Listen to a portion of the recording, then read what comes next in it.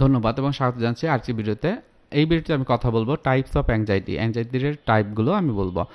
দেখা যায় যে অ্যাংজাইটি বা উদ্বিগ্নতা বিভিন্ন কারণে হয়, সেটা আপনারা ইতিমধ্যে জেনেছেন। এখন এই অ্যাংজাইটি যে ডিসঅর্ডার, এটা মানসিক রোগ, এরও আবার কিন্তু বিভিন্ন রকম রয়েছে। প্রথমে যেটা হয় জিএডি, জেনারেলাইজড অ্যাংজাইটি ডিসঅর্ডার। এখন জেনারেলাইজড অ্যাংজাইটি বলতে হচ্ছে যে তার ভিতরে অ্যাংজাইটি থাকবে অনেক বেশি, এবং সেই ক্ষেত্রে তার অ্যাংজাইটির ক্ষেত্রে এই অহেতুক ভয় বা দুশ্চিন্তা হয়তো বা অনেক সময় দেখা যাবে তার শারীরিক এবং মানসিক বিভিন্ন রকমের সমস্যা তৈরি হয়। তারপর যেটা হয় যে এই যে অ্যাংজাইটি ডিসঅর্ডার ভিতরে আরেকটি যেটা হয় প্যানিক ডিসঅর্ডার বা প্যানিক অ্যাটাক। অনেক সময় দেখা যায় যে আপনারা জানেন যে অনেক সময় অনেকে বলে আমি প্যানিক হয়ে গেছি, মানে হঠাৎ করে ভয় পাওয়া। এই ভয় পাওয়াটা অনেক সময় তার অহেতুকভাবে চলে আসে, অ্যাংজাইটির কারণে হয়। এবং এটি যদি অনেক বেশি থাকে সেক্ষেত্রে তাদের ক্ষেত্রে কিন্তু প্যানিক অ্যাটাকের মতো হয়। যখন তাদের ভিতরে প্যানিক অ্যাটাকের ঘটনাটাই হয় তখন তারা বিভিন্ন রকমের দুশ্চিন্তা পড়ে যায়, অনেক সময় তাদের ভিতরে মৃত্যু ভয় হয় এবং অনেক সময় সেন্সলেস হয়ে যায়। বিভিন্ন রকমের শারীরিক পরিবর্তন এবং তারা মেনে নিতে পারে না, শরীরে বড় রকম পরিবর্তন হচ্ছে, সমস্যা হচ্ছে, এটা কিন্তু তারা ভাবতে পারে। সো এই যে যখন প্যানিক অ্যাটাকটা হয় তখন কিন্তু তারা অনেক সময় সেন্সলেস হয়। দেখা যায় যে 1 মিনিট থেকে 1 ঘন্টা পর্যন্ত কিন্তু তারা এই অবস্থায় সেন্সলেস অবস্থায় থাকতে পারে। তারপর সোশ্যাল অ্যাংজাইটির কথা বলা হয়, সমাজে মানুষের সাথে মিশতে গিয়েতে সমস্যা হয়। সমাজে মানুষ যখন কথা বলে মনে হয় যে আমাকে নিয়ে ভাবছে, বা সমাজের বিভিন্ন মানুষগুলো দেখলে ভয় লাগে।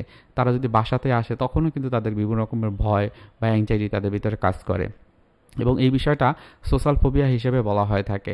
অনেক সময় দেখা যায় যে ফোবিয়ার ক্ষেত্রে বিভিন্ন রকমের অযৌক্তিক চিন্তা বা ভয়টা কিন্তু তাদের ক্ষেত্রে হয়ে থাকে।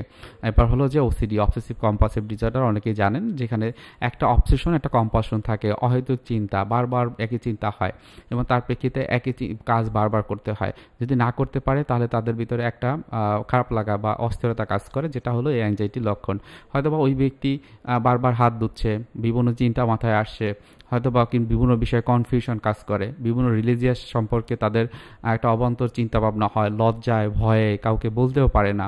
কোনো একটা কাজ করতে গেলে অর্ডার অনুযায়ী করতে হয়, একটু ব্রেক হয়ে গেলে তখন আবার সমস্যা তৈরি হয়। এই ধরনের সমস্যার ভিতর দিয়ে কিন্তু এই ধরনের সমস্যা পেশেন্ট কিন্তু যেয়ে থাকে। তারপর পিটিএসডি, এটাও কিন্তু একটা অ্যাংজাইটি বেসড ডিসঅর্ডার, অর্থাৎ পোস্ট ট্রমাটিক স্ট্রেস ডিসঅর্ডার। হয়তো বা একটা সময় ক্রাইসিস ছিল, সেই ক্রাইসিস দিয়ে এখন পিটিএসডি গ্রো করেছে, এবং এই পিটিএসডি থেকে সে যখন মুক্তি পেতে চায় কিন্তু আসলে সে যে মুক্তি হবে বা মুক্তি পাবে সেটা কিন্তু হয়তো বা তার ক্ষেত্রে সম্ভব হয় না, কেননা তার ভিতরে এই ট্রমাটা হিলিং হয় না। হিলিং না হতে তার পিটিএসডিটা সবসময় থাকে।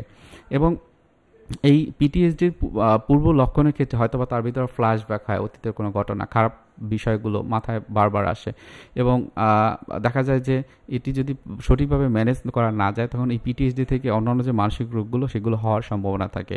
তারপর আরেকটা বিষয় সাইকোসেক্সুয়াল যে ডিসফাংশন, অনেকের ক্ষেত্রে কিন্তু অ্যাংজাইটির কারণে হয়ে থাকে।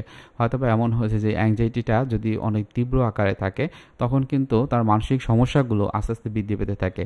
হয়তো বা পরিবার আর কারোর সাথে কোনো রকমের মতানৈক্য, অথবা পরিবারের সাথে ভালো সম্পর্ক যাচ্ছে না, এবং এই সম্পর্কটা যখন ভালো যায় না তখন তার ভিতরে একটা হীনমন্যতা, একটা হচ্ছে যে হতাশাবোধ কাজ করে, এবং এটাই একটা সময় তার ভিতরে একটা সেক্সুয়াল ডিসফাংশনাল একটা প্রবলেম হয়। যখন পার্টনারের সাথে যখন এই ধরনের অ্যাক্টিভিটি করতে যায় তখন তার ভিতরে খারাপ লাগে।